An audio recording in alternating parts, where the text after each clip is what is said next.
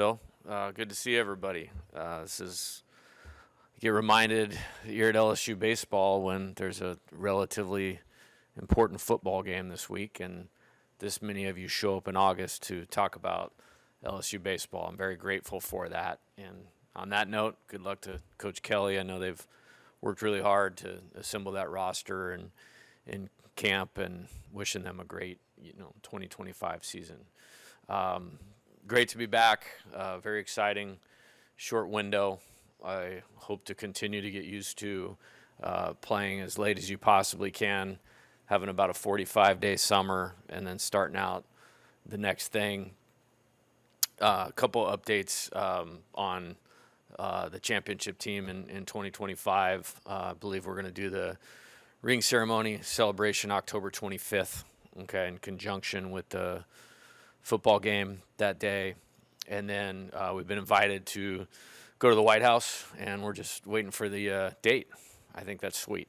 So I'm excited. I know our players are excited about that. And again, very proud of that team, and not just everything that accomplished, but how it went about its business. And so some things to look forward to, and honoring those guys as they certainly deserve. Moving forward, fall 2025, preparing for the 2026 season, we have started, in conjunction with school starting, our 8-hour windows of skill instruction, player development, strength and conditioning period. We'll take that from now until October 8th. We'll start our 45-day fall window Thursday, October 9th, and we will run that 45-day window right through that weekend, right before Thanksgiving. Some important dates in that. November 2nd, we will play our first fall game against Samford in Biloxi, Mississippi, like we did last year. We'll play at Southeastern Louisiana the following Sunday on November 9th. The weekend after that, I believe the 14th through the 16th, or the 13th through the 16th, we'll have our Directors of Player Development World Series, the Chief versus Jamie World Series. Was highly competitive last year, kind of actually one of the highlights of the fall, so we're going to reboot that, and then we'll finish up that weekend before Thanksgiving with the Purple and Gold World Series, and kind of where we're at, and my assessment of the team and what's best for it will determine whether we play one game, two games, or three games at the end of that. That'll wrap up our fall, and then player meetings, December, planning for individual players, and then we'll turn the corner and get ready for 2026. As far as the summer, some things of note. We're excited about the new players that we brought in to complement the returning players. I think the roster as it sits, we have 19 returning players and 20 new players, so just about 50-50. Excited about all the buckets of where those guys came from. I think we returned just about everybody that was on the 2025 postseason playoff roster, with the exception of one. So excited to have a really good foundation of players back that know what operating at the highest possible level is. I'm not just talking about winning, but operating at the highest possible level. When you talk about some of those cornerstone and key players, high school, we brought in 9 freshmen, which seems to be about the number. Very excited about that group. I think there are some that can make immediate contributions, and the entire group can certainly be the foundation of what we're going to do moving forward over the next few years. And when you move on 32 players to professional baseball and $55 million in signing bonuses, essentially, over the last few years, you got to add some age, and we were able to, I believe, bring in 8 players from the transfer portal, a couple of junior college recruits. So the makeup of it is very similar to what it's looked like the last 3 years, and just kind of where the players are coming from. Excited to dive into the work. That's really all that matters, as boring as that sounds. And we got a lot to do, and looking forward to that. Good start this week, good team meeting, into strength and conditioning with Chris Martin, doing a bunch of assessment stuff this week to get off to the right track with players, and doing what we do, running our deal and our process to get them ready, and great schedule ahead, which I believe we'll announce in the coming weeks. Don't want to jump the gun on that. Happy to answer some general questions about it, but got a great schedule, 56 games, and a lot at home again, and excited for getting this thing started. Guys, if you would, if you have a question, let Laura know. She's got a microphone. This event's been streamed today, so if you wouldn't mind, ask the question with the mic. Thank you. Jay, you talked about the roster makeup and how it kind of mirrors the last couple of years. I guess, what did you learn? What did you like out of that? And did you feel like it paid off for you in that regard with your different buckets? Yeah, I think the one thing that stands out is we have far more returning players this year than we did a year ago. I think that probably coincides with winning a national championship. Nobody really wants to leave, and that's a good thing. And I certainly told them, when we returned from Omaha, that everybody, that was in the room that day would be welcomed back on this year's team, and pretty much everybody did come back. So that was great. And then, the high school thing, not everybody can play here. And so you're going to run some risk with the Major League Baseball draft. And, we certainly lost some guys we had signed to the recruiting class, and that's neither here nor there at this point in time. But to get some guys that can contribute to this thing immediately, I believe there's 4 or 5 that can do that. And all 9, can be really good players here.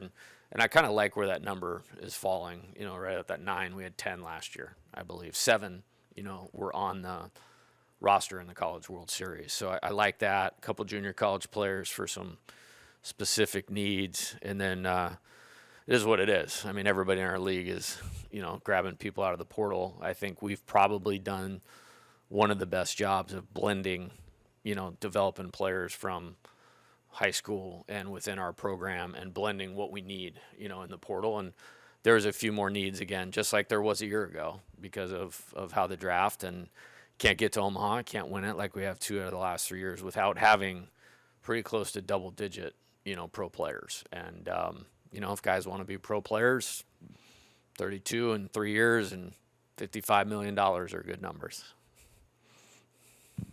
You mentioned some of the returners, those 7 freshmen that you mentioned that were on that championship roster in the postseason.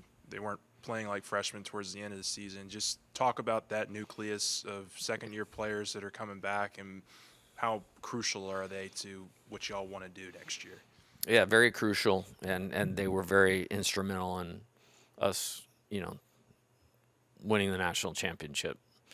Obviously the 2 that obviously, stick out are Kaysen, the legendary season, but legendary performance here in the regional final.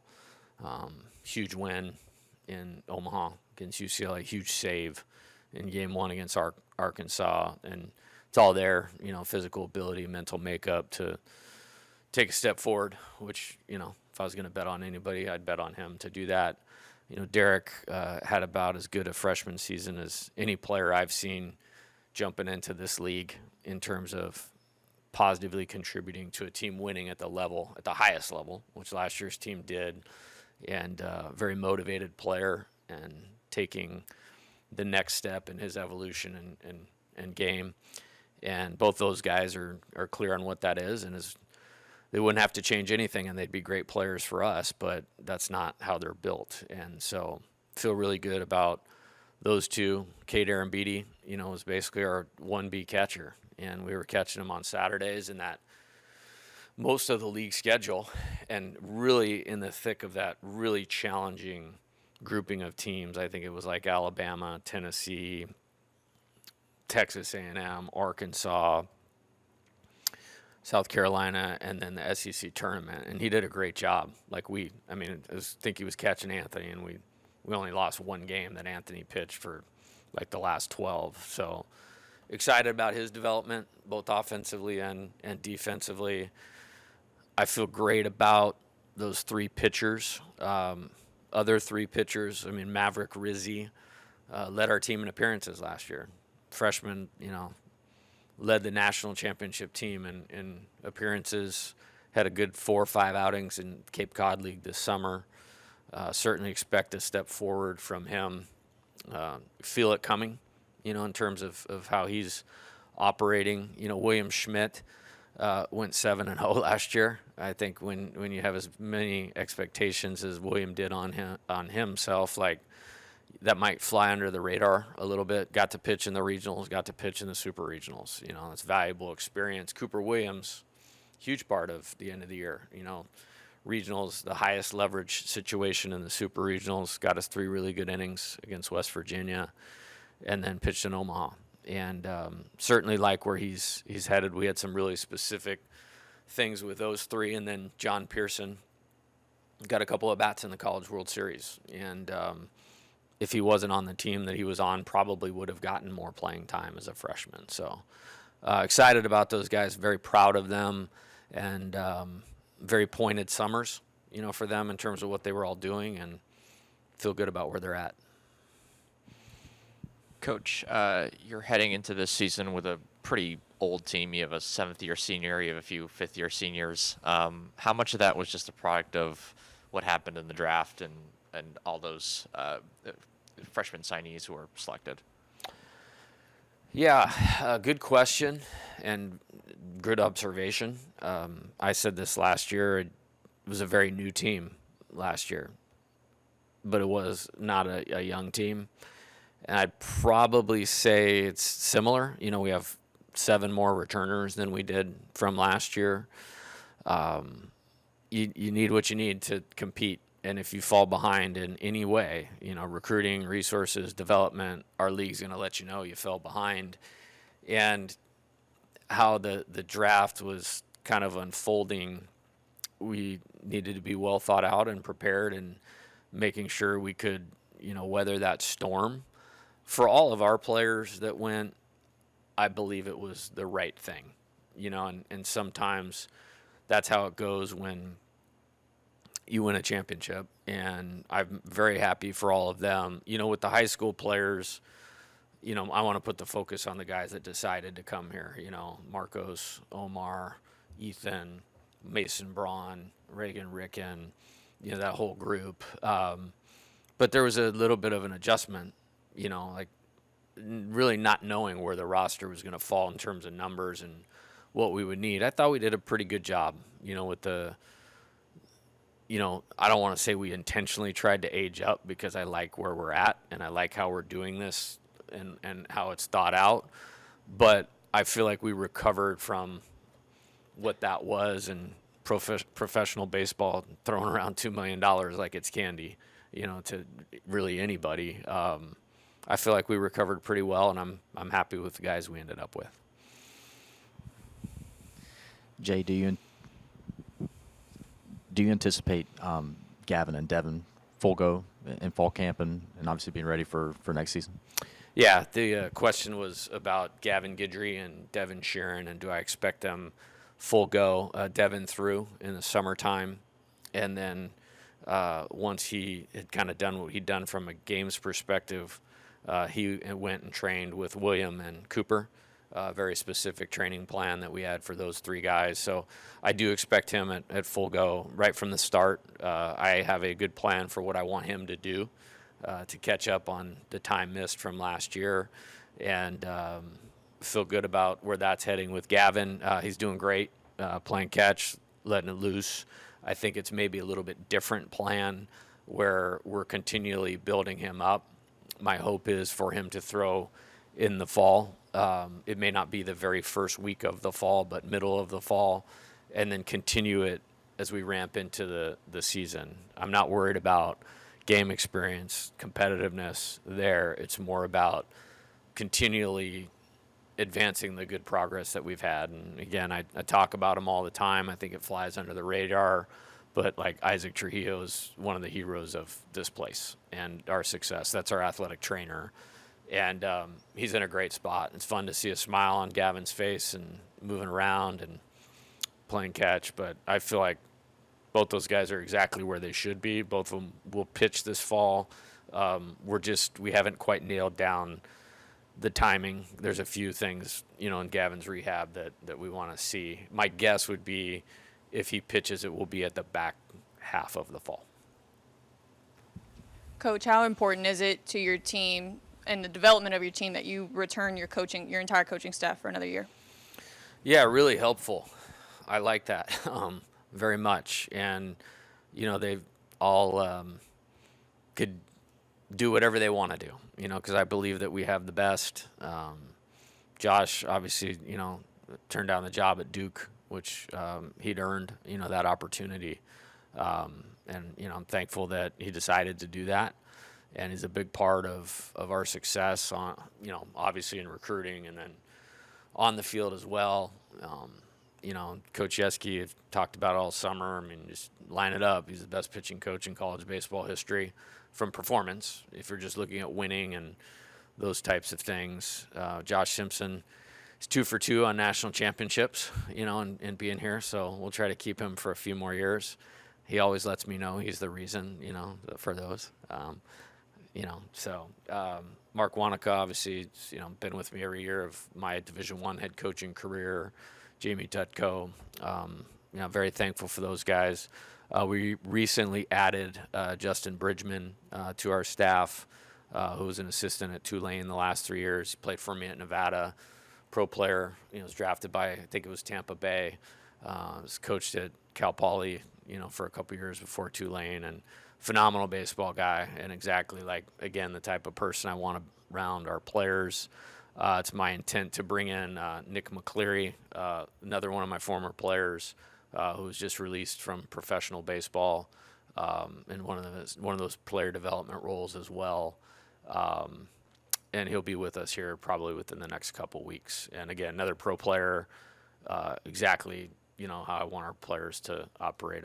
I told Steven I'm bringing in my tied for first best shortstop of my coaching career. Steven, I guess, has him because we won the national championship. We only went to Omaha with Nick, but excited to have both those guys with us as well. What do you see in the what do you see in the catcher ranks there? Do you think Cade can take that leap, and Yeah. do you expect Omar to really push Yeah, it's him? pretty simple. We have 3 catchers. We have Cade, we have Omar, Cerna, freshman, and then Eddie Yemen returned. And they're going to get all the reps all the time. Kind of how we'll do it when we get into scrimmages. We typically stay with that 3 days a week, model in terms of how we scrimmage. One of them will catch a full game every week. The other 2 will split it. I think when you look at all 3 of them, they have offensive production potential, which I'm always paying attention to and careful about maintaining that because the catcher load is so heavy defensively. I thought Luis took a big step forward offensively last year when we started to play Cade more, basically when it was 2 and 2, throughout the week. And so, you could see something like that, but all 3 of them are good offensive players, and certainly excited about the development that Cade had, last year. Very excited to get Omar in here, and happy to have Eddie back, and he went up to the Cape Cod too and got some playing time up there and has improved. So just excited about all of that. I don't, we're long ways away from, any lineups being written out or in drawing any conclusions from that. But I feel about as good at that position as you can. I think, getting probably the 2 best high school catchers in the country in back-to-back years that have gone to college, actually. I remember pretty early into having him last year, you talked about Anthony Ianson and just the impact that he was going to have for you guys to get to where you wanted to go. I'm curious if there's anybody in, kind of this recent grouping of guys that you signed, whether it's portal or freshman, that you could see having an impact like that. Too early to tell. I feel good about what we have from a depth standpoint on the mound. I think there's a number of guys that can contribute. I talked about this last year. I went through a different process. I've destroyed more paper and I guess trees than any human being alive, writing out lineup combinations, and those types of things. And I really stopped doing that last year because I wanted to not get any preconceived notions of what was going to be best for our team and let some things play out. I think we only have 18 position players on this year's roster, which I'm actually very excited about. There's no divided time, and we'll really be able to attack areas that are needed to improve for certain players. But yeah, I'm certainly excited about the players that we brought in. I kind of talked about a few of the high school guys, but I guess from the portal, Braden Simpson had a tremendous season last year at High Point.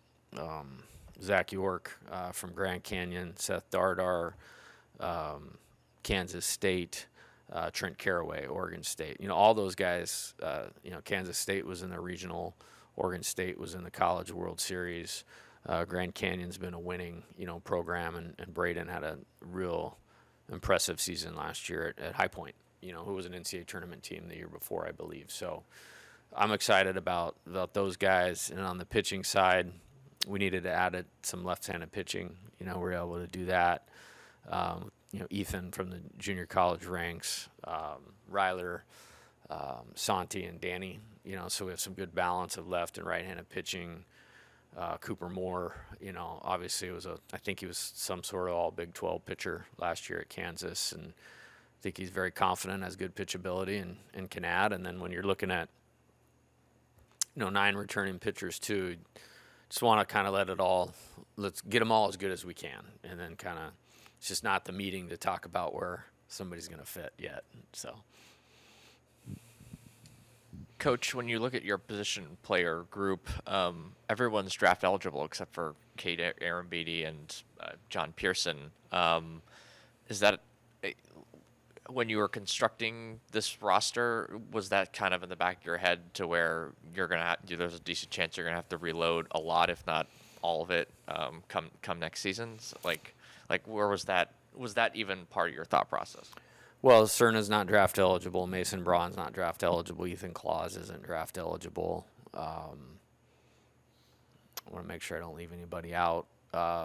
William Patrick, Jack Ruckert.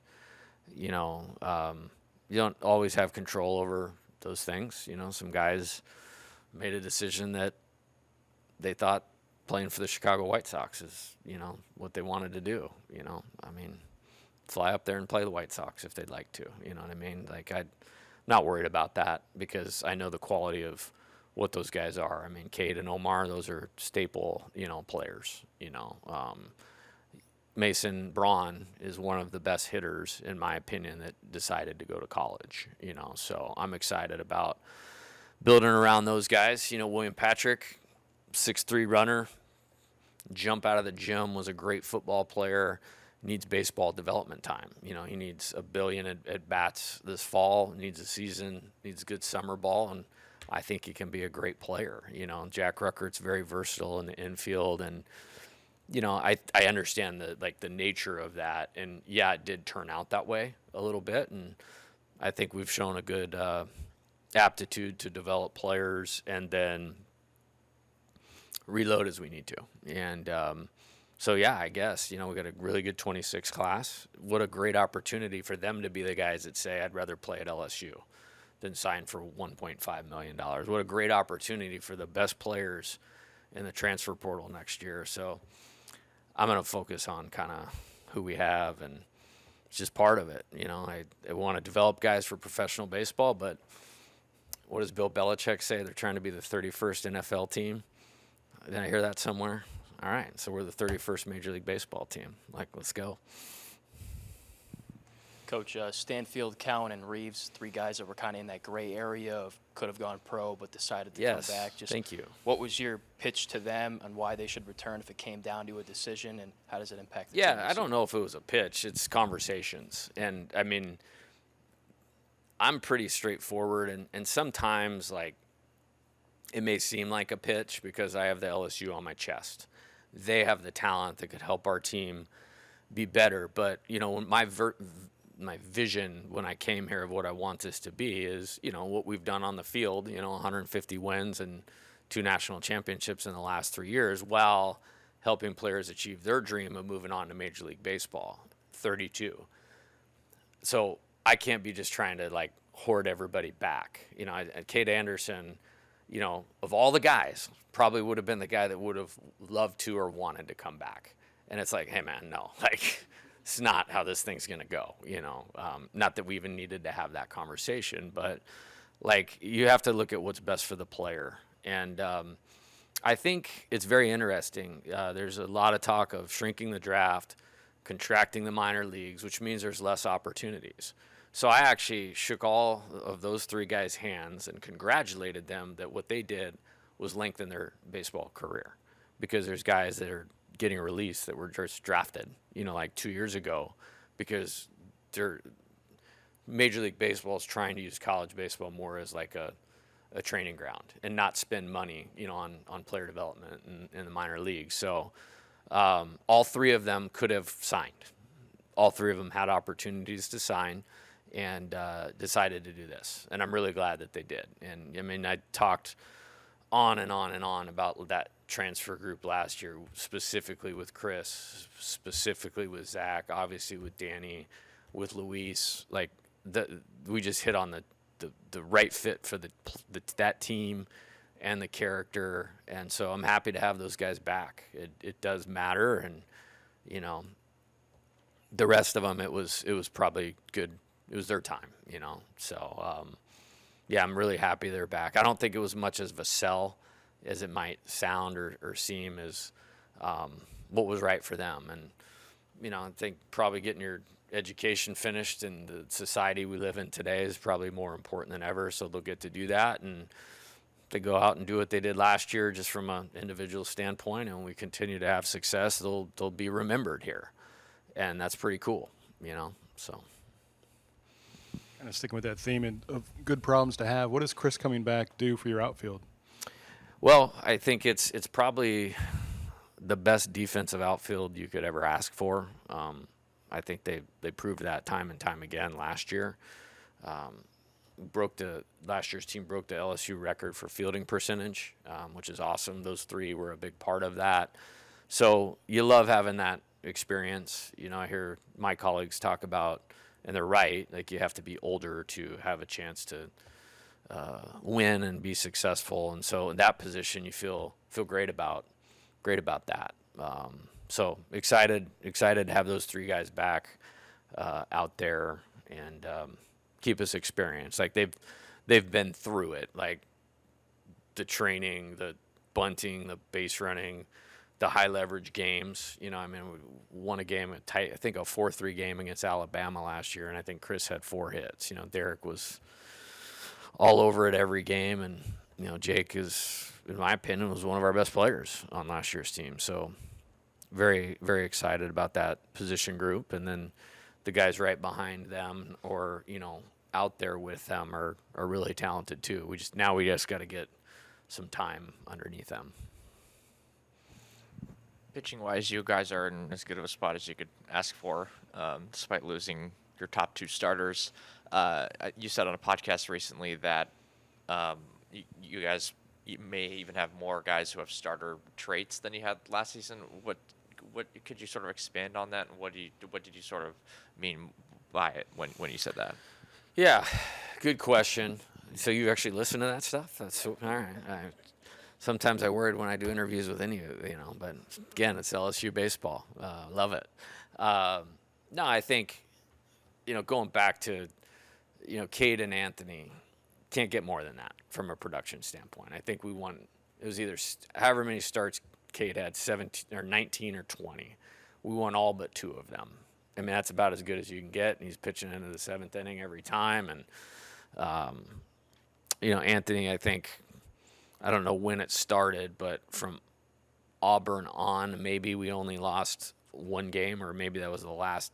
Yeah, from Auburn on, we only lost 1 game that Anthony had started, and those guys were getting deep into the 7th inning. So those 2 are, great seasons and really performed at a level that allowed us to do that. I think maybe what I meant was going into last year, like, and Glenn kind of brought up the point, you knew like Anthony would be really important. His development would be really important for that team to have the success that it did.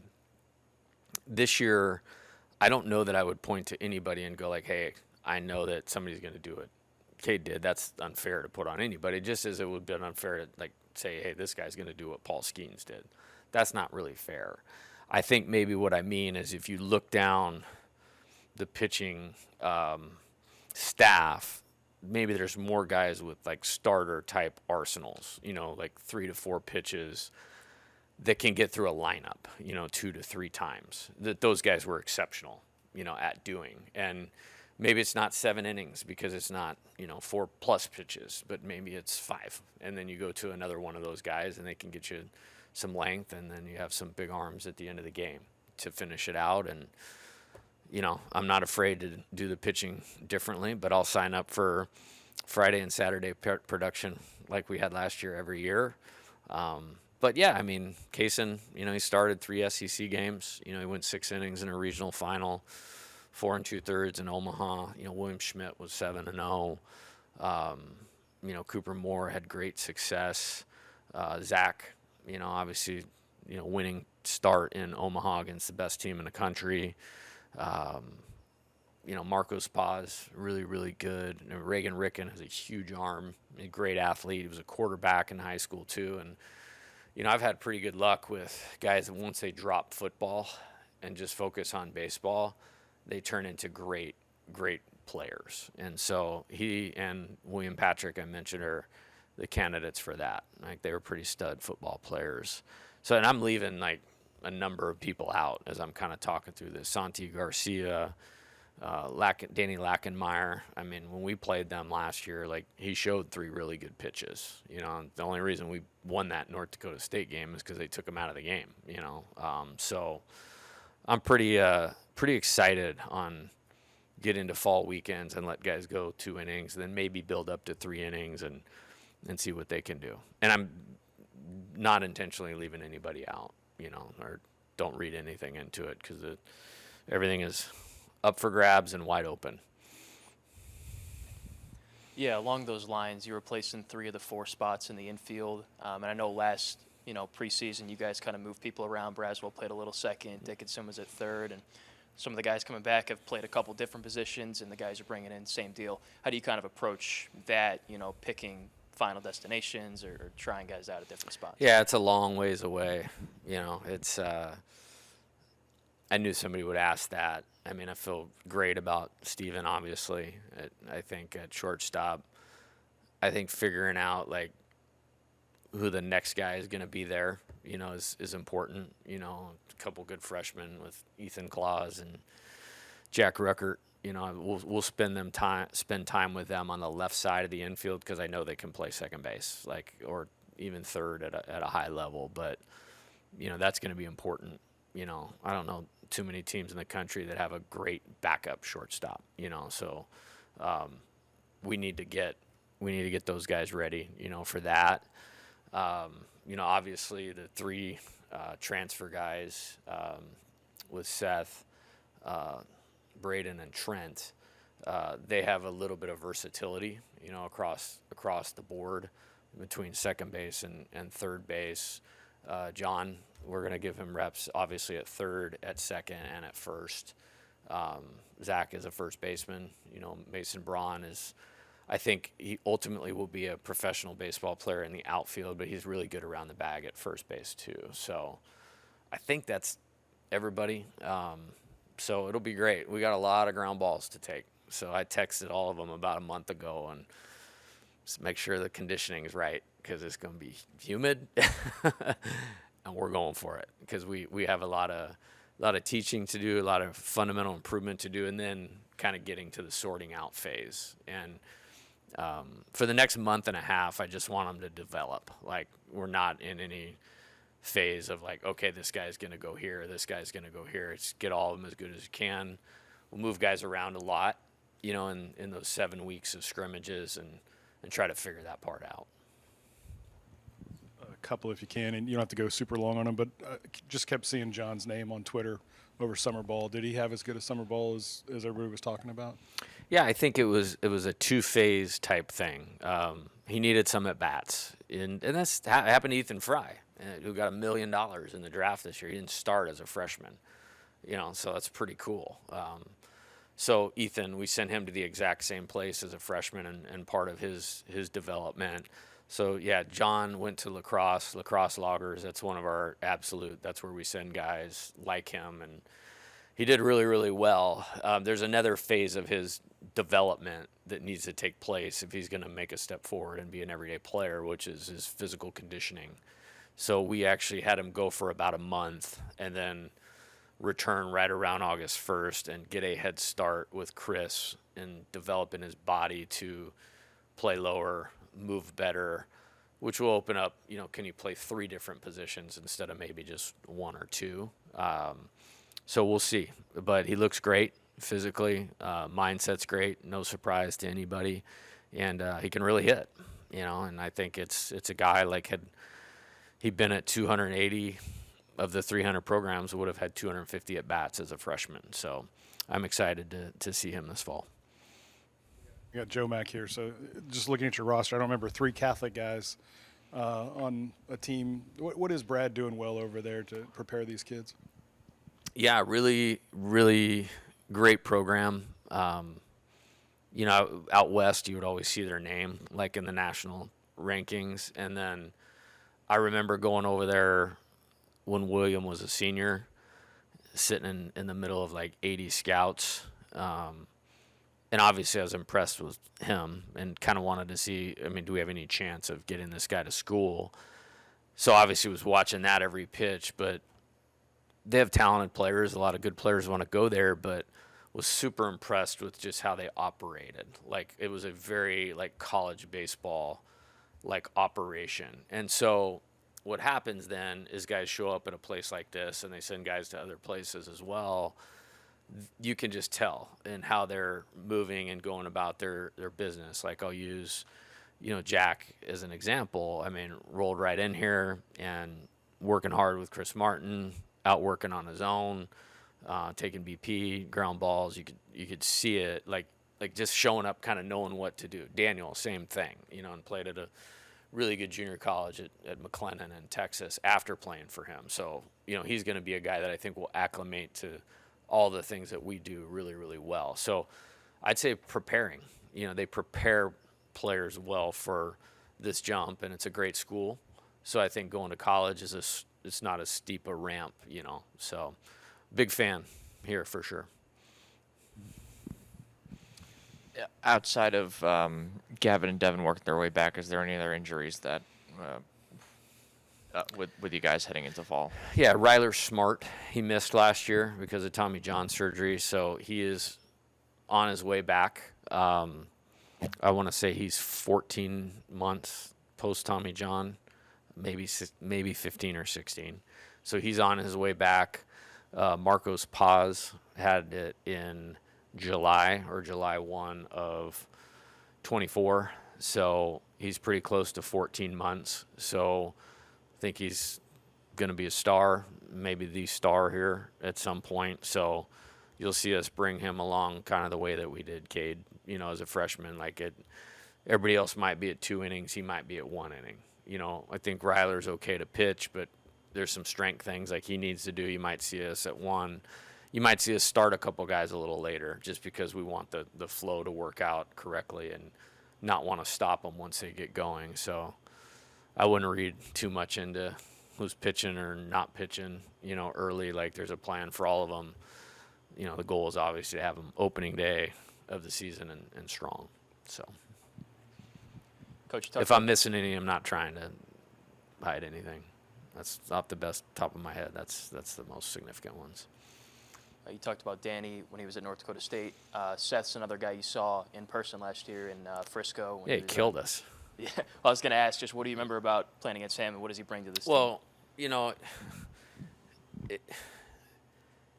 at first, I don't look at where the players are from on the roster, but we scout them, so I know who he is. I know he was their best hitter, and he hit a homer into that little waterfall thing in right field. I was like, because nobody was doing anything off Cade. That was one of those he's rolling, and it's man, that's a pretty good swing.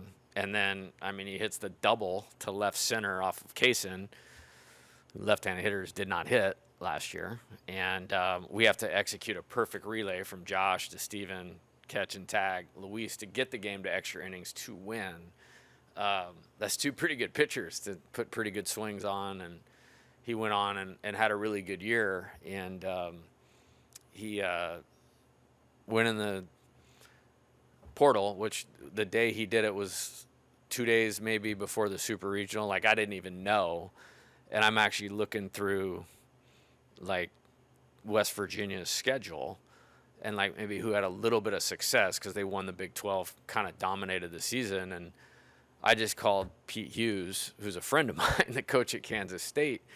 And he goes, let me guess, you want to talk about Darter? I was like, no, I just want to know how to beat West Virginia. And then I'm like, well, I guess since you mentioned it, like, but yeah, it's, I'm excited about him. You know, there's guys in the league, and certainly guys we've had that have a similar background to him that have come in and been successful. Very cerebral player. You know, very excited to come here. You know, one of those guys that's from close by and probably was his first choice and ultimate dream, but took him years to develop into being the player that he is and ready to help contribute. And I think he will. And I'm really excited he's here. Kaysen had about as dominant a freshman season as you could possibly hope for. Just what's the development like for him here in year two? Is it more pitch development? Is it adding stuff? Like, what is it that you really want to see from him this offseason? Yeah, I think we asked a lot out of him. I think he threw 58 innings, if I remember correctly. It might as well have been 100, and the reason I say that is because there's only one inning that I remember. Well, there was three. So we were way ahead opening day, and I wanted to get him in and get the first one out of the way. And then he hadn't pitched in like a week, so we threw him when we were way up against Xavier. And other than that, so that's 3 innings, so 55 innings, the game was on the line when he was pitching. And so as high leverage as you can get, it's all there, the athlete, the arm speed, the makeup, the mechanics, the toughness.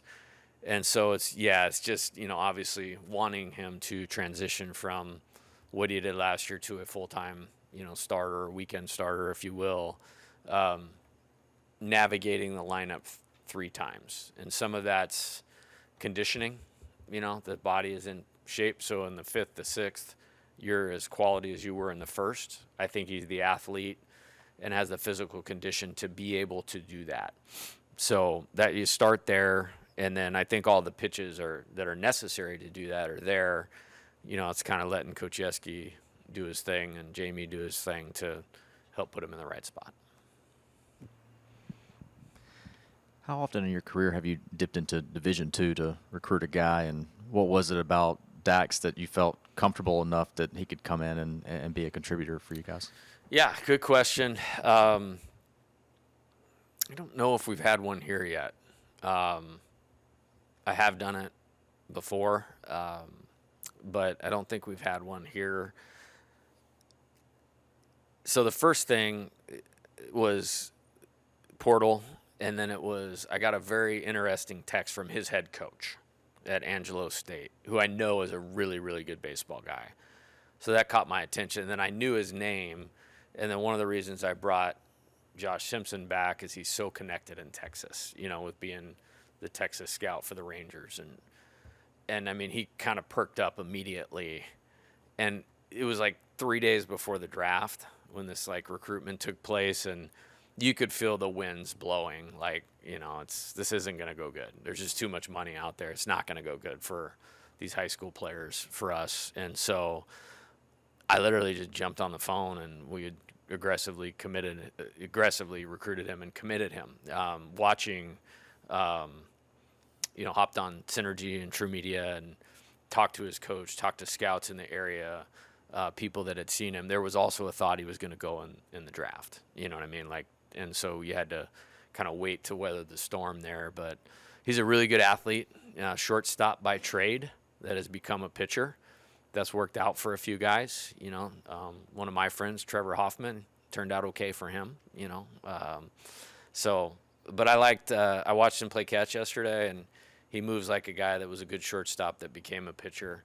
And I love talking to him because he is like 30 years old, you know, and he sounds like it. And it's pretty cool. This might be the last one. After anyone else, after John, you all good? Go with John and Coach here. So, Coach, after the national championship, heading into a new season, it's kind of like 23 into 24. And some people think that when you're playing deep into the tournament, it could be a disadvantage in terms of putting your team next year together, with the portal opening while you're trying to win a national championship. Do you learn anything, or have you learned anything from that past experience after 23 going into 24 that you can use this year, if that makes sense? That's a really good question. I think it's ever changing. I thought we actually did a really good job while we were in Omaha in 23. Luke Holman, we didn't get him during that time, but we were laying the groundwork, to get him. Gage Jump, I thought we did a really good job there. This year, it's an interesting thing about the transfer portal. Like, one thing you can't control, or we can't control, is the inventory, if you will. It's a bad word because we're talking about human beings, of players. And so we also have a little bit more returning this time than we did last time. I mean, that was Tommy, Josh had played, Hayden had got hot in the tournament. But other than that, all those guys left to professional baseball. Paul, Ty Floyd, Riley Cooper, those, we lost a lot. And so this time it did feel good to, have a few of those pieces. You knew were going to be back. Derek, Steven, Jake, getting Chris back, Zach back, Kaysen was coming back. So it also changed kind of what we needed to do a little bit.